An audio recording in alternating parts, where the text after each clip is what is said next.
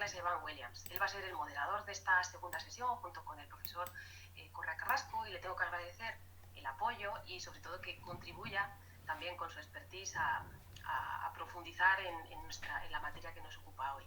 Y sin más, pues le doy la palabra a Iván Williams para que nos presente a los ponentes siguientes.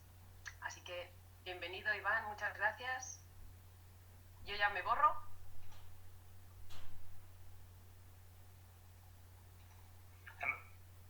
Muchas gracias, profesora Quintero Lima, por tu presentación, y es desde luego un placer estar aquí otra vez con vosotros y vosotras.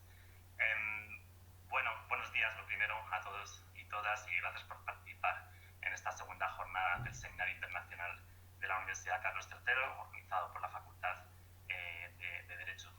Soy Iván Williams Jiménez y tengo el placer de moderar la primera sesión de esta mañana. Antes de comenzar, como ha comentado Gemma, la sesión está siendo grabada y todos los participantes están puestos por defecto en silencio, pero por favor no dudéis en participar y comentar a través de la opción de chat y la opción de alzar la mano de la plataforma. Y como comentaba Gemma, ayer tuvimos la suerte de contar con representantes de la OIT y componentes que nos mostraron la casuística en la ratificación del C-190, tanto en Uruguay como en Argentina. Y para hoy, desde luego, tenemos una sesión que yo creo que es apasionante, con un abordaje multidisciplinar por parte de diferentes grupos de interés.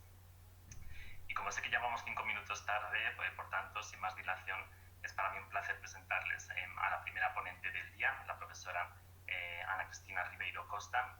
Ella es doctora en Ciencias Jurídicas en el área del Derecho del Trabajo y Seguridad Social por la Escuela de Derecho de la Universidad Católica de Porto, donde es profesora. Además es abogada colegiada en la Sociedad de Abogados Gama Lobo Xavier Luis Teixeira Melo, asociado. Y la profesora Ribeiro Costa es también, bueno, fundadora, vicepresidente de la Asociación de Jóvenes Laboristas en Portugal, y miembro de diversas asociaciones, tanto europeas como iberoamericanas, de juristas en Derecho del Trabajo y la Seguridad Social. Y va a presentar acerca del contenido del Convenio 190 de la Organización Internacional del Trabajo. Por lo tanto, Ana, querida amiga, cuando quieras puedes mostrarte y tu presentación.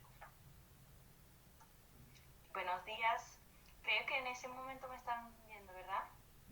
Y mi presentación también. Sí, perfecto. Voy a compartir la presentación porque creo que solo puedo cambiar los PowerPoint si fuera yo, ¿verdad? Vamos a ver. Así. Sí, puedes pasarla. Ok.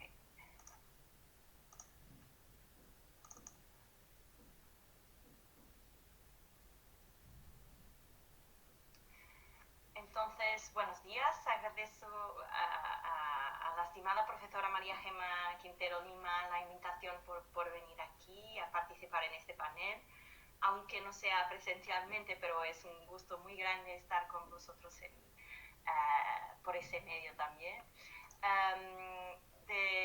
Quería agradecer también a Iván su presentación muy, muy cariñosa, porque nos quedamos amigos hasta ahora por temas de esas presentaciones y de todos esos eventos que vamos haciendo también juntos. Y agradezco a la universidad, claro, Carlos III, esa invitación. Es un honor muy grande, y saludo a los demás colegas del panel. Intentaré hacer la presentación en español para que me entiendan, pero lamento los errores que ciertamente cometeré, ya que nunca he estudiado el idioma y solo hablo de manera muy informal. Entonces, me perdonan si cometo un error muy, muy grave. Mi tema es el contenido del convenio 190 de la OIT, definiciones y ámbito de aplicación. Entonces, lo que hablo en ese tema es solo sobre los artículos 1 a 3, 1 a 3. No hablo sobre otras particularidades que serían muy interesantes, pero los otros oradores del panel lo van a hacer. Entonces, me voy a intentar cingir a ese tema solo. Y la verdad es que empezamos por estudiar el artículo primero, que con el tema de las definiciones nos dice cuáles son las definiciones de la expresión violencia y acoso, la expresión violencia y acoso por razón de género, y nos dice en el número 2 algo muy importante, que es que, sin prejuicio de lo que dicen los apartados anteriores, la violencia y el acoso pueden definirse en la legislación nacional como un concepto único o como conceptos separados. Porque lo que pasa en la discusión de la OIT anterior a la aprobación del convenio es que se reconocía que los Estados miembros tenían una diversidad muy grande de conceptos. Hay Estados miembros que distinguen los fenómenos, otros que no lo hacen, otros que los encuadran como riesgos psicosociales, otros que no lo hacen, otros que solo se identifican conductas de acoso sexual, por ejemplo. Entonces, había una variedad, y hay aún una variedad muy grande de conceptos. Entonces, lo que se pasó es que se reconoció que sería más fácil definir un único concepto. No tiene que ver con el hecho de que sean las mismas cosas y que sean exactamente las mismas cosas, pero la verdad es que se reconoció que había algunos elementos que podían quedarse como comunes a la violencia y el acoso. Entonces, se definió un concepto único. Claro que después los países pueden ratificar el convenio y definir sus propios conceptos por separado. Sin embargo, en cualquier caso, hay un riesgo, en mi opinión, que dejan fuera algunas hipótesis, porque cuando se dividen los dos conceptos, algo se puede quedar apartado, separado o no incluido en esas dos definiciones si sean muy concretas. Pero la verdad es que eso es posible por vía del número 2 de ese artículo primero. Entonces, la verdad es que esa es la primera vez que se define un concepto de violencia y acoso en el trabajo que es adoptado a nivel internacional. Ya teníamos contenidos regionales, como sucede en la Unión Europea, pero la verdad es que a nivel internacional es la primera vez. Se hablaba de acoso y de violencia en otros convenios, de la OIT. En 1919, el Convenio sobre el Trabajo Nocturno de las Mujeres hablaba sobre la protección de la mujer frente a la violencia y acoso sexual en el lugar de trabajo y en el trayecto. Entonces, no es algo novedoso, se habla aún desde 1919, en los primeros convenios de OIT. El Convenio sobre los Pueblos Indígenas y Tribales de 1989 hablaba en su artículo 20 sobre protección contra el hostigamiento sexual. La recomendación sobre el VIH y el SIDA en 2010 también hablaba sobre la prevención y prohibición de la violencia y acoso en el lugar de trabajo. Y finalmente, en 2011, el Convenio sobre las trabajadoras y trabajadores domésticos hablaba sobre la protección contra toda la forma de abuso, acoso y violencia. Entonces, no es la primera vez que se habla de eso, de acoso, de violencia, pero es la primera vez que se define un concepto. Es una definición abierta, como lo dice la doctrina, por ejemplo, Graciela Juicio, puesto que no indique específicamente la naturaleza de las conductas de violencia y acoso. Si vemos en la definición, se habla de conjunto de comportamientos y prácticas inaceptables o de amenazas de tales comportamientos y prácticas, ya sea que se manifiesten una sola vez o de manera repetida, que tengan proyecto que causen o sean susceptibles de causar un daño físico, psicológico, sexual o económico, y incluye la violencia y el acoso por razón de género. Entonces, lo que tenemos aquí es una definición abierta. Se habla de conductas inaceptables, pero la verdad es que no se definen esas conductas. Entonces, cada país deberá precisarlas, lo que significa conductas inaceptables. Y si podemos reparar, no se hace una relación con la vulneración de derechos fundamentales, no se hace aquí una referencia a la dignidad, a los derechos humanos, a la vulneración de intimidad privada u otros derechos personales. La verdad es que en el preámbulo del diploma se hace esa relación con los derechos humanos. Entonces, creemos que está como subyacente a esa idea la vulneración de derechos, pero la verdad es que no es parte del concepto. Entonces, será interesante ver cómo los distintos Estados miembros van a definir el concepto, porque se puede discutir si se trae algo más y si es más restricto o se cabe aún en el ámbito del concepto del convenio. Algo que yo entiendo que es muy comprensible, pero también único, es que el concepto es definido como un conjunto de comportamientos, pero puede manifestarse una sola vez o de manera repetida. Eso es muy importante y es comprensible porque hay, hace años, intensas discusiones doctrinales sobre si, por ejemplo, basta el acoso una sola conducta o si se necesitan varias conductas, reiteración, para poder concretarse. Por lo que con ese concepto más amplio, cada país podrá tomar, se piensa, la opción que quiera. Pero la verdad es que es curioso que se diga conjunto de comportamientos. En alguna doctrina española se habla en continuo, pero la expresión en la traducción para español es conjunto de comportamientos, ya que se manifiesten una sola vez, lo que es interesante y que puede generar algunas dudas interpretativas, lo creo. Si vamos a las versiones originales que hacen fe, son las inglesa y francesa. En inglés se dice a range of unacceptable behaviors and practices of threats thereof, whether a single occurrence or repeated. A range, whether a single occurrence. Habla de un conjunto, a range, pero también habla de una ocurrencia singular. Y en francés lo mismo, un ensemble de comportements et de pratiques inacceptables ou de menaces de tels comportements et pratiques qui se produisent à une seule occasion ou de manière répétée. Entonces, disculpen, lo que pasa es que se habla una vez más de un ensemble, un conjunto, pero que se puede producir en una sola ocasión. Lo que es muy interesante porque lo que algunos actores dicen es que eso significa que aún para acoso moral o acoso laboral se puede hablar en una única ocasión, pero otra doctrina se dice no, cuando se habla de una sola ocasión se está pensando exclusivamente en la violencia que puede concretarse en un acto, solo un acto muy grave, o en acoso sexual. En ese sentido, Mariana Cotobón o Cristina Mangarelli, que defienden, de hecho, que eso se aplica, parte de la definición tiene que ver solo con la violencia y con el acoso sexual, y ni tanto con el acoso moral o laboral.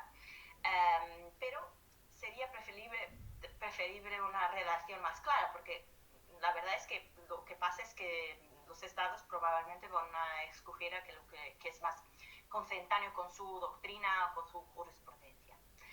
Cuanto a la discusión sobre el objetivo, intencionalidad o efecto o daño causado, que hace muchos años también es discutido en la doctrina, que si son requisitos acumulativos o no, yo creo que eso no se queda muy claro en la versión en español, porque la verdad es que vemos algo así, que tengan por objeto, que causen o sean susceptibles de causar, un daño físico, psicológico, Lo que pasa es que no me quedaba muy clara en esa versión en español, en lo que tenía que ver con la intencionalidad versus causalidad de un daño.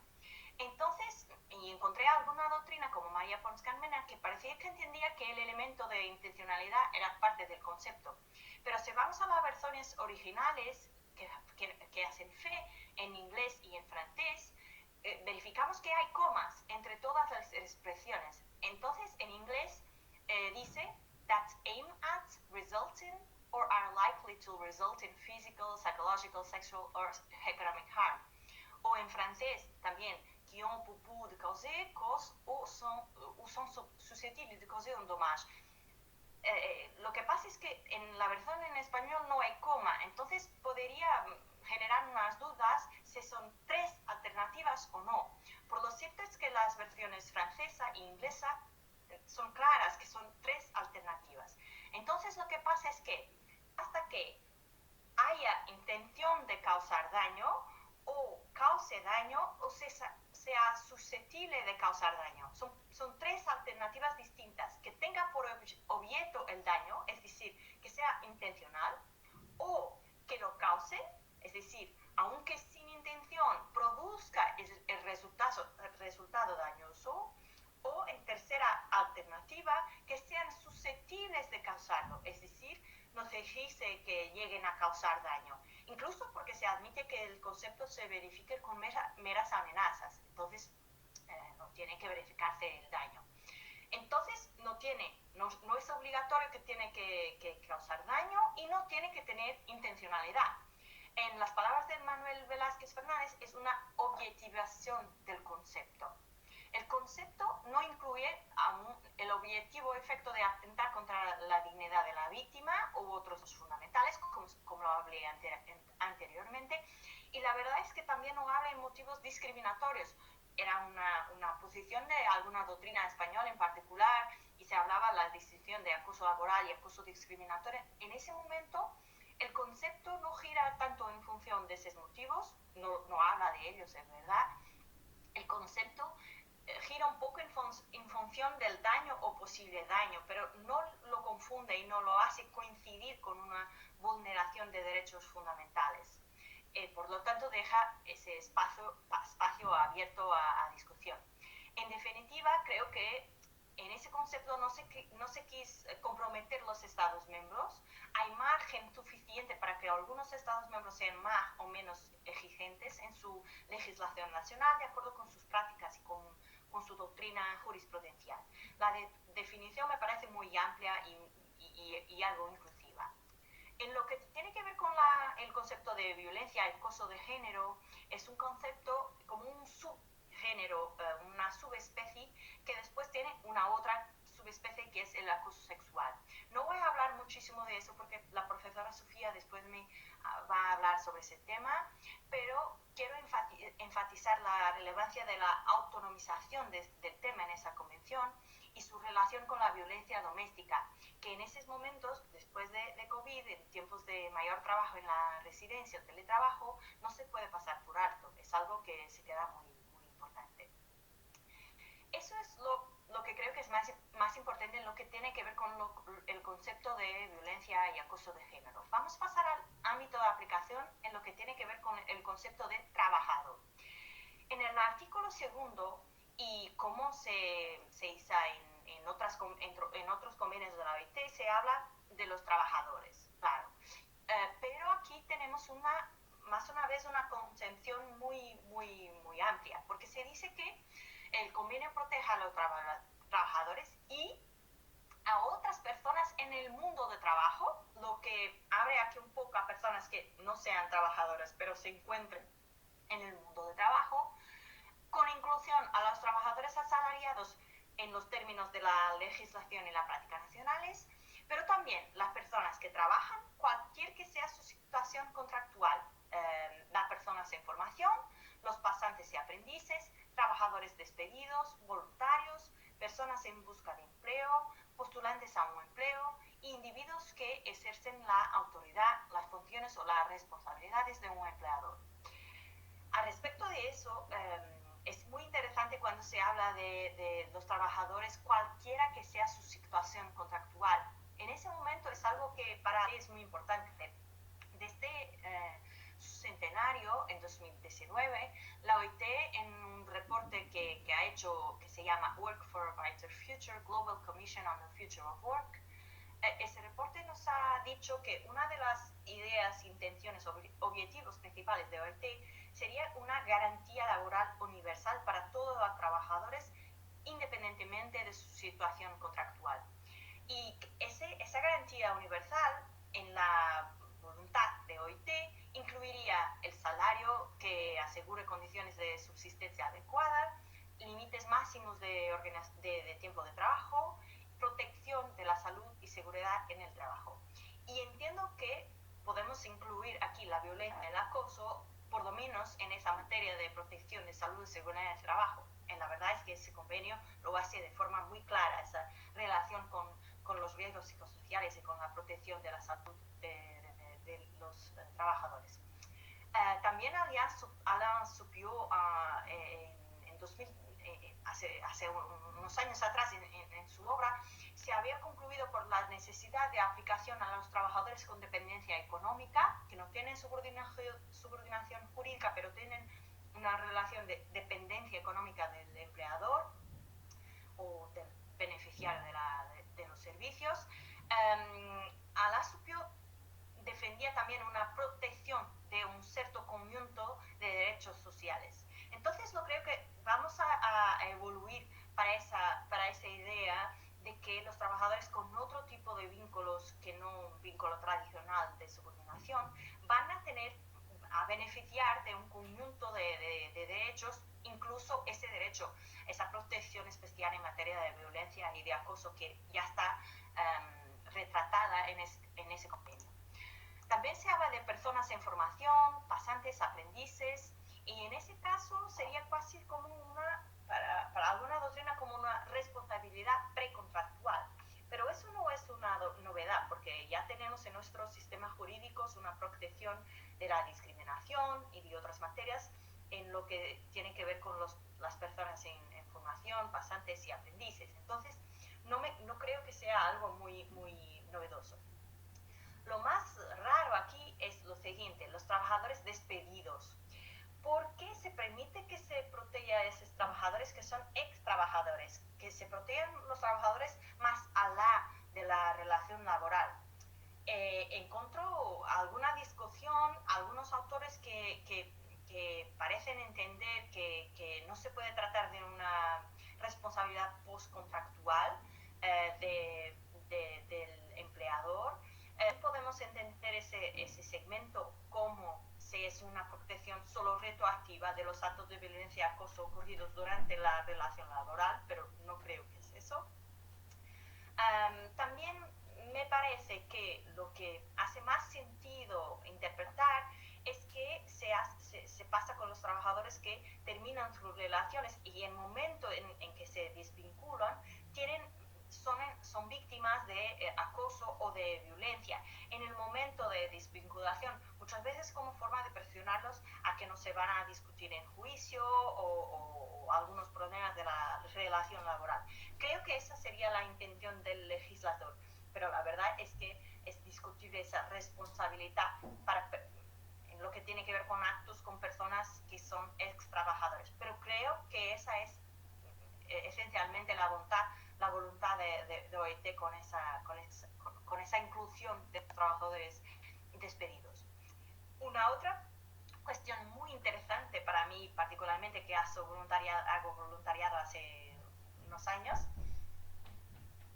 es la inclusión de los voluntarios, porque la verdad es que los voluntarios no tienen en Portugal, por ejemplo, el régimen de voluntariado, dije que los voluntarios tienen derecho a ejercer trabajo voluntario en condiciones de higiene y seguridad, y también a recibir algunas prestaciones si son víctimas de accidente o enfermedad, si lo contraen en el trabajo voluntario. Pero no tienen una relación laboral nunca con la entidad para la cual lo prestan, como por ejemplo la Cruz Roja, e incluso no tienen una relación de seguridad social con esa institución en que prestan voluntariado. Entonces, es muy interesante que en ese momento son incluidos aquí como sujetos que están abrangidos por ese convenio. Y en ese particular momento, con COVID, es particularmente interesante porque yo creo que en Portugal se pasa como en otros países. En ese momento fueran llamados estudiantes de medicina y de enfermaje, que fueran llamados a ayudar en una base muy dudosa, pero tal vez con algo como un voluntariado. También médicos que se habían reformado, voluntarios que son pagos con unos contratos algo raros, como reciben una parte de la seguridad social si están en paro, por ejemplo, si están en desempleo, pero reciben al mismo tiempo del Estado una coparticipación.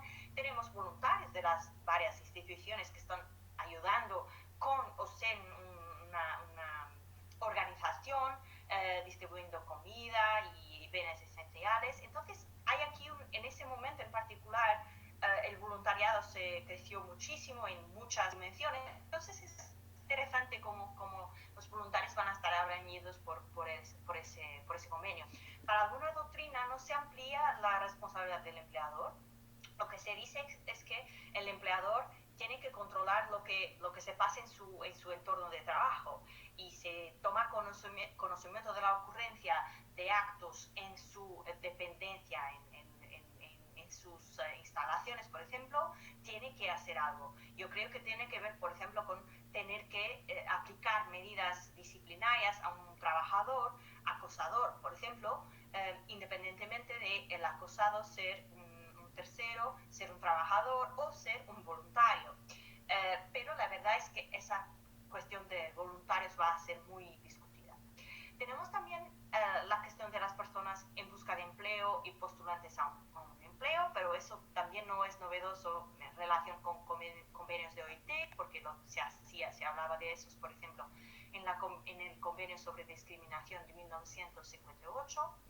Y finalmente, los individuos que ejercen la autoridad, las funciones o las responsabilidades de un empleador. Entonces, creo que lo que pasa es que tenemos un concepto muy amplio, mucho más amplio que los conceptos, por ejemplo, del convenio 155 de salud y seguridad del trabajo, pero es consentáneo con la evolución de esas materias, por ejemplo, de salud y seguridad del trabajo en la OIT, porque, por ejemplo, en el convenio de 189 de trabajo doméstico ya se protegían las trabajadoras domésticas. Y esa evolución en el sentido de abranger el máximo número de trabajadores es una evolución que es clara en las intenciones de la OIT. Tenemos también un concepto interesante en el número 2, porque se dice que el convenio se aplica a todos los sectores, público-privado, de la economía tanto formal como informal, en zonas urbanas o rurales. Lo que es novedoso aquí es la referencia a economía informal, porque el público y privado no es algo que es nuevo en los convenios, pero se habla en economía informal. Entonces se puede generar aquí una discusión. En la perspectiva normalmente europea, nosotros hablamos de economía informal para una economía que está arredada del enfoque legal, del encuadramiento legal, pero lo que pasa es que en ese convenio parece, por los debates que se han hecho, que lo que se quiere abarcar no es propiamente una actividad en sí legal, pero solo una actividad que está siendo ejercida de forma informal, que no se hacen registros de los trabajadores, no hay presión social. Lo que pasa es que hay muchísimos negocios así, micronegocios, operaciones de pequeña escala, en que la persona que hace el negocio no se distingue, como no hay un estatuto propio, una independencia de la persona que dirige el negocio. Entonces son más actividades por cuenta propia, trabajo en plataformas, pequeño artesanato, pequeñas actividades ejercidas muchas veces por la propia persona, pero de forma informal, que no están registradas. Esa es la forma que el convenio encontró de proteger esas personas que de otra forma se quedarían apartadas de la protección. Y tiene que ver para alguna doctrina con el trabajo precario, el trabajo informal, no registrado, y otras formas particulares de empleo.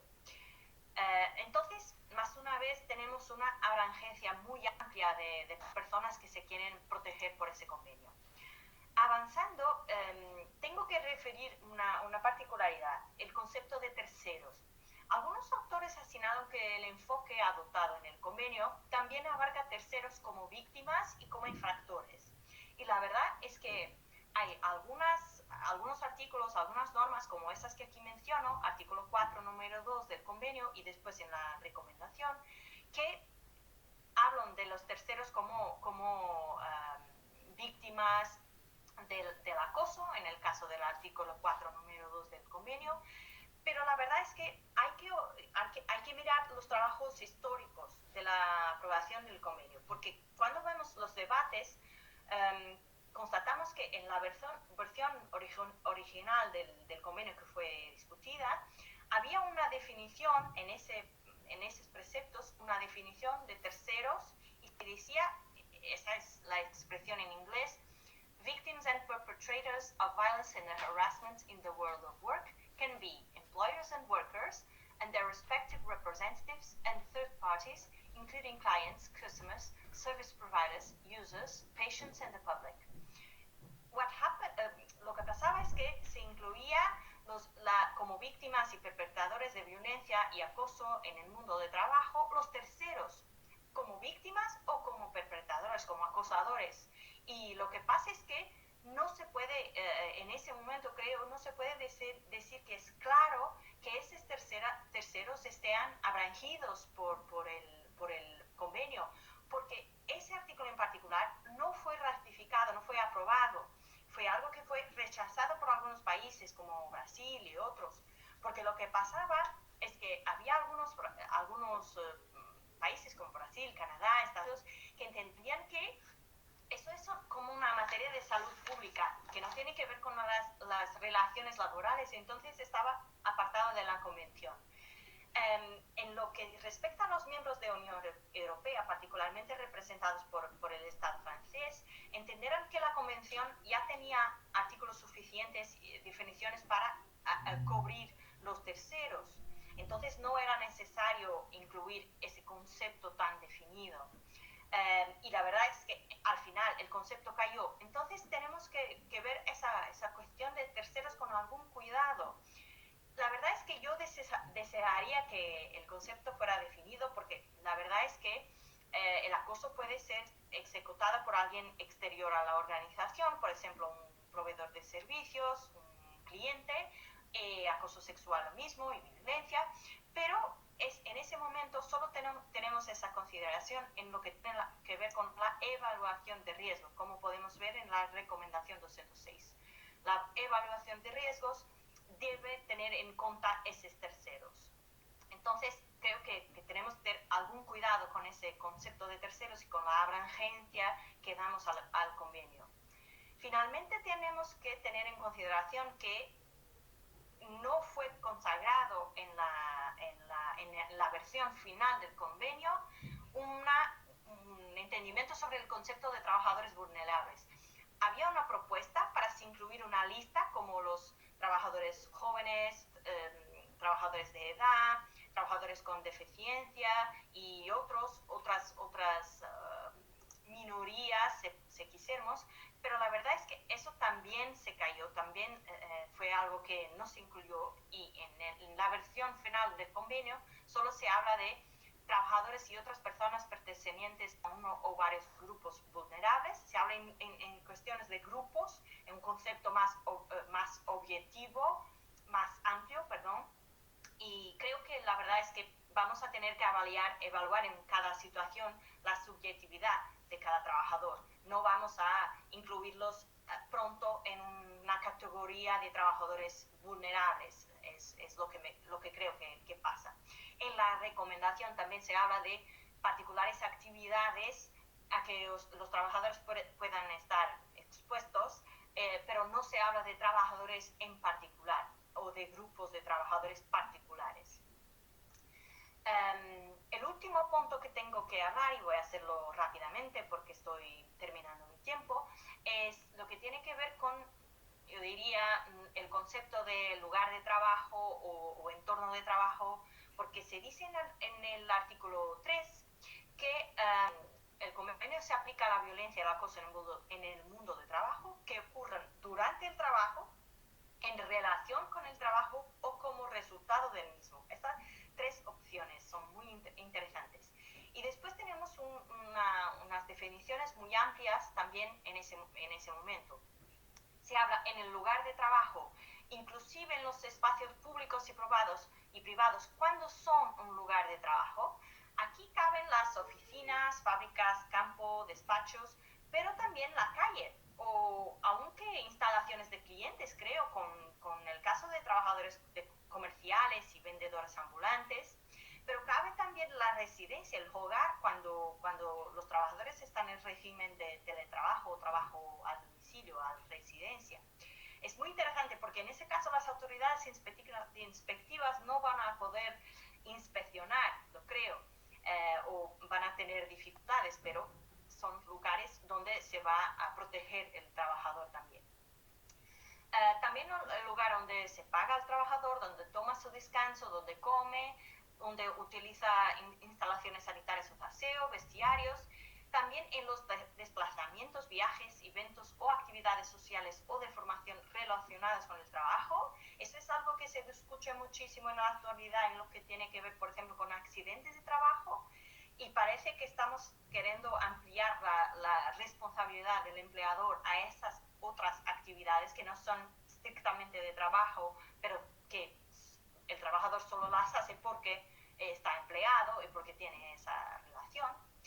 Tenemos también una línea muy interesante que es la línea D, que habla del marco de las comunicaciones que estén relacionadas con el trabajo, incluidas las realizadas por medio de tecnologías de la información y de la comunicación. Aquí, para mí, más de que un local de trabajo, lo que se define, a mi opinión, es un medio o un instrumento de violencia o de acoso. Es cierto que se habla muchísimo de cyberacoso o cybermobbing y hay cada vez más trabajo a distancia, teletrabajo, trabajo en plataformas con nuevas tecnologías, pero eso esta ratificación permitirá avanzar. ¿Perdón? ¿Alguien está participando, perdón? Ok. Lo que decía es que me parece que se habla más de instrumentos o medios de tecnologías de información do que propiamente de lugares de trabajo aquí. Pero es claro que es evidente para mí que el convenio quiere proteger los trabajadores incluso cuando no están en un lugar de trabajo típico, mismo cuando están trabajando en su residencia o en un lugar común o en sus habitaciones de vacaciones, no interesa. Lo que interesa es que si el empleador tiene una relación en que puede dominar, controlar el trabajador, eso será también protegido. Y finalmente se habla del alojamiento proporcionado por el empleador, los trayectos entre el domicilio y el lugar de trabajo. Esa parte de trayectos es muy interesante porque encuentra la doctrina española, uruguaya, una intención de decir, en los trayectos en nuestros países se habla de trayectos que el empleador pueda controlar y en algunos casos, en algunos países, trayectos que son suministrados por el empleador. Pero la verdad es que en las versiones inglesa y francesa la expresión es solo en los trayectos entre el domicilio y el lugar de trabajo. No se dice que los trayectos tienen que ser suministrados por el empleador o dominados por el empleador. Entonces yo creo que esa parte va a generar muchas dudas, porque la verdad es que, por ejemplo, para hechos de accidentes de trabajo, los trayectos en la mayor parte de los países son protegidos independientemente o en algunos países independientemente y sin embargo del empleador dominar o no el trayecto. Se discute, por ejemplo, en Portugal muchísimo los desvíos a los trayectos, la salida del trabajador para parar, para dejar a su hijo a casa, a escuela o para comprar algo en una oficina o para, por ejemplo, cuando un trabajador va de fin de semana de trabajo a unas reuniones, pero al mismo tiempo lleva a su familia para en el domingo pasear un poco. Todo eso es muy discutible, la frontera entre trabajo y la vida personal. Pero la verdad es que creo que el convenio es muy amplio en esa materia y quiere con muy precisión abarcar todos los trayectos. Y vamos a ver, en el convenio 105, en lo que tiene que ver con salud y seguridad en el trabajo, el artículo 3 habla del lugar de trabajo. Cuando habla de trayecto, dice expresamente que son los lugares en que el empleador tenga control directo o indirecto. Pero en ese convenio no se usa esa expresión, se usa una expresión mucho más amplia. Entonces yo creo que se quiso abranger todas las situaciones de trabajo, incluso aquellas en que el empleador está distante, diluido o ausente.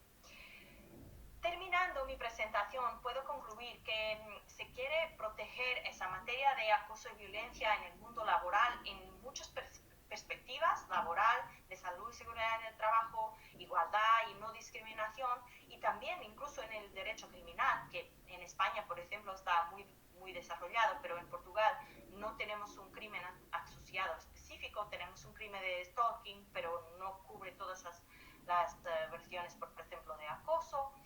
Y la verdad es que el convenio es tiene conceptos muy amplios, lo que es interesante para conseguir balanzar los intereses de todas las partes, pero creo que en el momento de ratificar va a generar algunos problemas porque algunos países van a ser conservadores y van a querer mantener sus exigencias.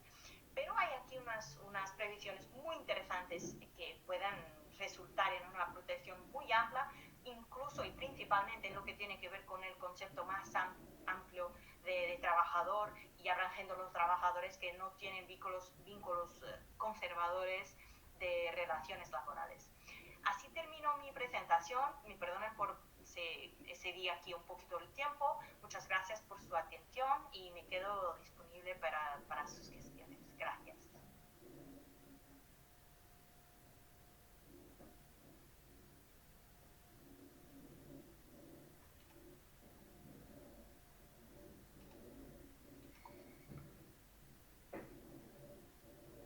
Muchas gracias, Ana. Coincido contigo que la ratificación, implementación y posterior puesta en práctica en el ámbito empresarial va a ser sumamente compleja, pero bueno, es por ello que analizamos este tipo de desafíos.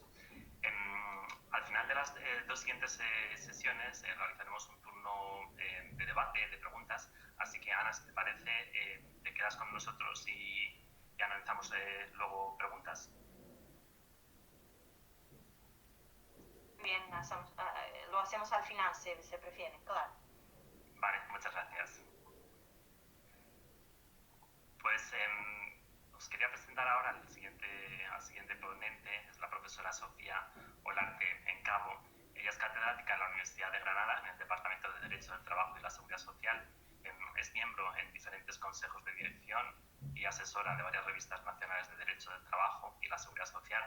En el plano investigador, aparte de instancias internacionales, cuenta con más de 400 publicaciones en distintos ámbitos y disciplinas, desde la negociación colectiva, seguridad social, seguridad y salud en el trabajo o políticas de empleo.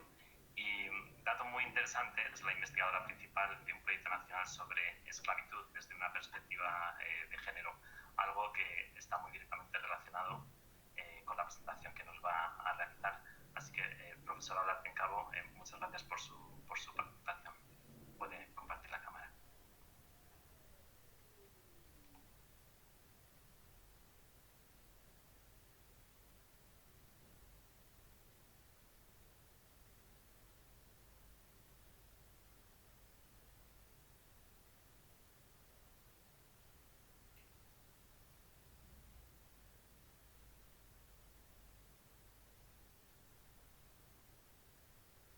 Parece que tenemos un problema técnico y vamos a intentar solucionarlo en los próximos segundos. Disculpen las molestias.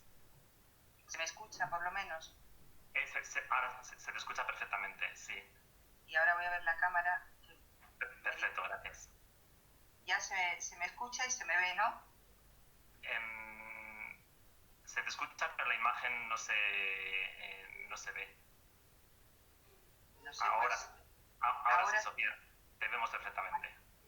Bueno, buenos días. Muchas gracias, Iván, por tu generosa presentación y buenos días también a María Gema Quintero, a la que quiero agradecer junto con Manuel Correa y el propio Iván que hayan tenido a bien invitarme a participar hoy como ponente en este magnífico seminario.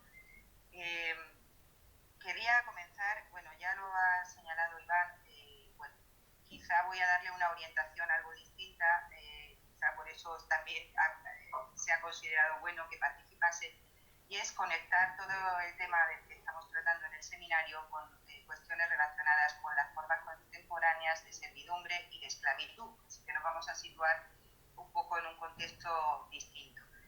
Mi intervención, sabéis que lleva por título los principios fundamentales del Convenio 190 y, bueno, desde una perspectiva de género y su especial incidencia en el empleo doméstico. Efectivamente, toda mi intervención, aunque voy a hablar de los principios fundamentales, por supuesto, del convenio, la voy a relacionar con el empleo doméstico y muy particularmente con ciertas formas de explotación extrema que se producen en ese sector de actividad. He estructurado mi intervención, no he preparado ninguna exposición para que puedan verlo, pero bueno, ya me iré mejorando en estas nuevas tecnologías en 4 partes. Una primera es introductoria, en la que hago una reflexión sobre la dimensión y las características del trabajo doméstico. En una segunda parte analizo esos principios fundamentales. Después, en una tercera parte, paso a analizar cómo y hasta qué punto se aplica el convenio 190 en el trabajo doméstico. Y por último, casi no son propiamente conclusiones, analizo lo que sería la incidencia de la ratificación del convenio 190 por parte de España. Comenzando con esa introducción, realmente lo primero que voy a hacer para describir la realidad del trabajo doméstico es incluirlo dentro de lo que se considera o denomina como dirty work, es decir, trabajo sucio. Es una expresión de la doctrina anglosajona que no alude al trabajo en sí o a la tarea en sí, sino a la, valoración y significación social e individual peyorativa de las tareas, entre otras, que se incluyen en el dirty work. En segundo lugar, también creo que hay que relacionar necesariamente el trabajo doméstico con la servidumbre. Históricamente, el trabajo doméstico ha sido desempeñado hasta el siglo XX, bien entrado y avanzado, en régimen no contractual, sino en un régimen predominantemente de esclavitud o de servidumbre doméstica, además de las relaciones familiares con las que está entreverado, ¿no? Como el trabajo de la esposa o de las hijas. Es solamente en el siglo XX avanzado, como decía, cuando el trabajo doméstico entra en el ámbito de la relación contractual entre sujetos teóricamente iguales en derechos y obligaciones. Sin embargo, los códigos civiles, incluyendo el nuestro y el nuestro aún en vigor, sigue arrastrando la terminología propia del régimen de la servidumbre y habla de amos y criados. Recordemos que el artículo 1583 del Código Civil sigue hablando de el amo y el criado y da un derecho a una indemnización de 15 días en caso de desistimiento unilateral del amo sin causa justa, y esto está en vigor. Bien, solo muy avanzado, casi ya en los últimos 25 años, podemos decir que se va dando un movimiento normativo a favor de la inclusión del trabajo doméstico en el ámbito no solamente contractual, sino ya laboral. En el ámbito jurídico laboral, en casi todos los ordenamientos, como todos sabemos, se incluye como una relación laboral, pero diferenciada de la relación laboral común, en nuestro caso como relación laboral de carácter especial. Y ello se traduce normalmente en un régimen menos garantista que el que recibe el resto de los trabajadores. Y aún así hoy, pese a los avances tras la ratificación del convenio 189, sigue siendo un régimen menos punitivo. Los motivos todos lo sabemos, es una relación de estricta confianza, se desenvuelve en el ámbito del hogar familiar donde prevalece el derecho a la privacidad y las particulares características del empleador, que no es un empresario en el sentido económico y por tanto requiere un tratamiento diferenciado. Y en ese peso histórico nos lleva a vincular el estudio de la violencia en el trabajo doméstico con la servidumbre y la explotación doméstica. Por definición, fenómenos, como se sabe, pues violentos. Hemos de recordar que la Convención para la Represión de la Esclavitud data de 1926, luego fue completada con la Convención Suplementaria de 1956. En otra línea, pero paralelamente, la OIT también en 1930 prohibió la esclavitud en el convenio número 29 de 1930 y luego en 1939 se complementó con el convenio 105 y más recientemente en 2014 con el protocolo relativo al trabajo forzoso, que ya en 2014 la OIT alerta sobre la existencia de trabajo forzoso y siendo uno de los sectores donde se detecta el ámbito del empleo doméstico. La Declaración Universal de Derechos Humanos en 1948 fue la norma que, además de prohibir la esclavitud, prohibía también la servidumbre, aunque no la define. De hecho, no existe una definición en derecho internacional de lo que se considera servidumbre. La Convención Suplementaria del 56 sí se refiere a tipos particulares de servidumbre, como la servidumbre por deudas o la servidumbre de la gleba. El Protocolo de Palermo, también cuando se refiere a la trata, especialmente de mujeres y niñas, en el que se da gran importancia al factor migratorio, entre las finalidades de la trata, entre otras, la prostitución u otras formas de explotación sexual, se incluye la servidumbre o la extracción de órganos. Pero, en fin, se vuelve a aludir a la servidumbre y a la servidumbre doméstica. Entonces, podemos decir que la normativa internacional, aunque no la define, prohíbe toda forma de servidumbre doméstica o de esclavitud. Pero la realidad demuestra que existe todavía una dimensión muy importante cuantitativamente en estas formas de sumisión y cosificación de mujeres y niñas. De esta forma entiendo que el convenio 189 en su día, en 2011, y ahora el convenio 190, por la conexión que existe entre estas formas de sumisión y subjugación humanas, guardan o digamos tienen una gran importancia para abolir estas formas de explotación humana, el que se haya adoptado el convenio 190, porque, repito, creo que existe una conexión entre la violencia en el mundo del trabajo y la esclavitud y la servidumbre que llevan inherente, luego veremos cómo, formas de violencia diversas. Bien, es muy novedoso que un convenio de la OIT genérico, general, haya incluido a las trabajadoras o trabajadores domésticos. ¿Por qué es importante? Pues porque hasta ahora los convenios de la OIT o son sectoriales o son generales, y salvo el convenio 189, ninguno se refiere al empleo doméstico. Y los generales incluyen, sin excepción, cláusulas de flexibilidad por las cuales los estados pueden excluir a grupos de trabajadores del ámbito de aplicación del convenio. Y por citar solamente alguno, podemos mencionar el convenio sobre protección de la maternidad, donde se permite la exclusión de trabajadores, o el convenio de la OIT sobre trabajo nocturno.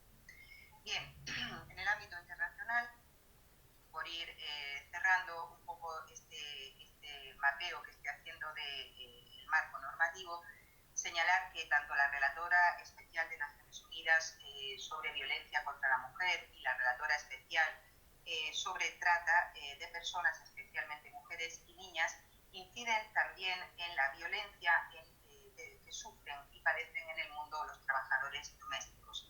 Incluso el Consejo de Europa, en su recomendación 1663, relativa a la esclavitud doméstica, la servidumbre personal, au pair y matrimonios concertados por correo, expresa la consternación sobre la persistencia de la esclavitud en Europa, subrayando que mayoritariamente son mujeres que trabajan en domicilios privados europeos. Bien, de la misma manera, también la Declaración de la Asamblea de Naciones Unidas sobre eliminación de la violencia contra la mujer abrió la puerta a otra esfera privada, entre comillas, esfera privada, que sin duda en la que se desarrollaba la violencia se estaba refiriendo al trabajo doméstico. Bien, la realidad es que el trabajo doméstico en el mundo está claramente vinculado a la violencia en el trabajo. Y voy a referirme muy brevemente, porque si no se me va a ir mucho el tiempo en la introducción, a un informe de la relatora de Naciones Unidas, es un informe del año 2010, sobre formas contemporáneas de esclavitud, incluyendo causas y consecuencias. Pues bien, de ese macroinforme, el apartado A de la parte 3 se llama Trabajo doméstico entre la oportunidad y la vulnerabilidad. Y de él voy a destacar algunos datos importantes. Primero, que es una de las mayores, pero menos visibles, industrias de servicios del mundo. Es verdad que es diferente según las regiones, entre el 4 y el 10% en los países en desarrollo, mientras que el 2,5% en los países desarrollados. Se trata de un sector de actividad donde se produce un incremento constante de la demanda de estos servicios, estimulada por el aumento de la incorporación de la mujer en el mercado de trabajo, que no ha acompañado de adecuadas políticas de conciliación, así como del envejecimiento de la población y la tendencia creciente del cuidado a domicilio. También se observa que aumenta la demanda en países donde hay una mayor desigualdad salarial. También, se destaca que evidentemente se trata de un trabajo que es desempeñado mayoritariamente, no, casi unánimemente por mujeres, entre el 95% en unos países y el 98,5% en otros. Pero estoy hablando de países muy diferentes, o sea, desde Brasil con un 93% o Suiza un 83%. Por lo tanto, en ese punto no hay diferencia. Se destaca como dato relevante y que luego va a ser un factor a tener en cuenta en la violencia, la convivencia en el hogar, que es predominante en Asia, Oriente Medio, y es menos frecuente en Europa y América, donde por contra se da la característica de la simultaneidad de relaciones contractuales con 2 o más empleadores. También se destaca en el informe la contribución económica y productiva de este sector de actividad, indispensable, dice, para la sociedad, porque, y en ese sentido señala que si se garantizasen condiciones de trabajo equitativas, el sector podría ofrecer a estos trabajadores oportunidades tanto de tipo económico, salariales, como de traslado de zonas rurales a zonas urbanas, en las que se incrementan las posibilidades de formación de las personas y de sus familias.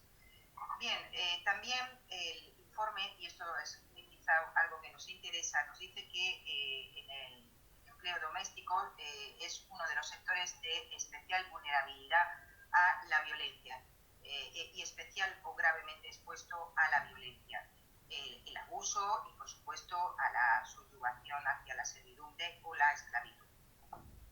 Especialmente cuando se vive en el domicilio del agresor y se da la circunstancia del aislamiento social y físico de familias, amigos o pares. En definitiva, esto priva al ser humano de ejercer sus derechos de participación, de organización, de asociación, que están en la base después de lo que podría ser la negociación colectiva. Otro dato relevante es el de la invisibilidad, se desarrolla en la esfera privada, al margen del control público, del control social, del control del Estado.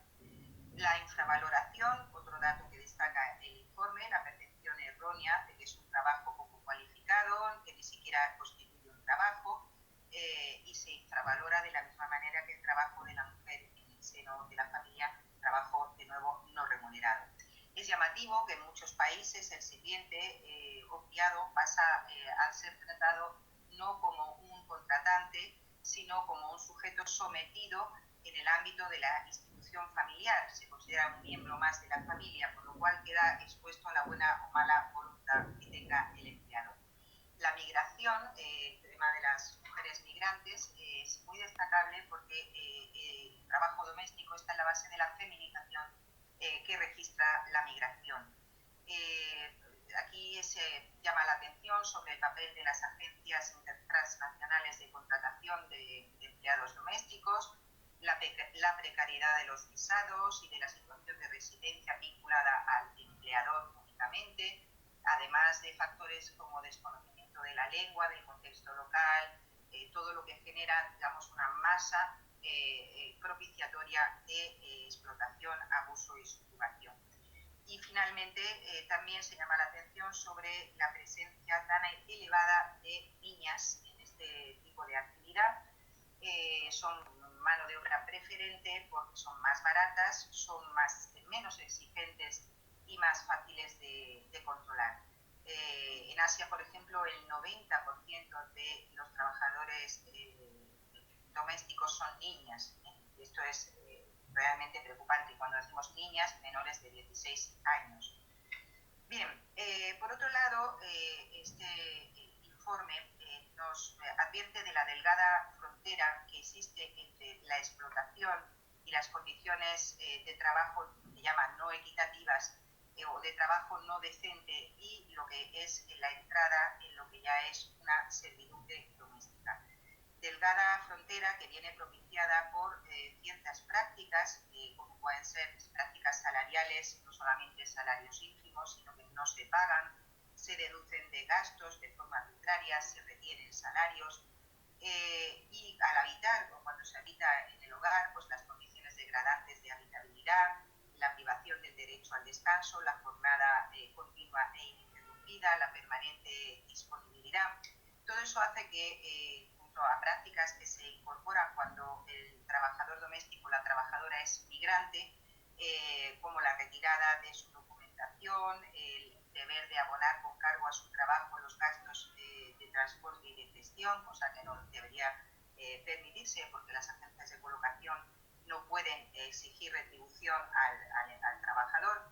En fin, esto determina que a veces sea imposible cambiar de empleador e imposible volver a sus países situándoles ya en la entrada, en la puerta de entrada de la servidumbre doméstica.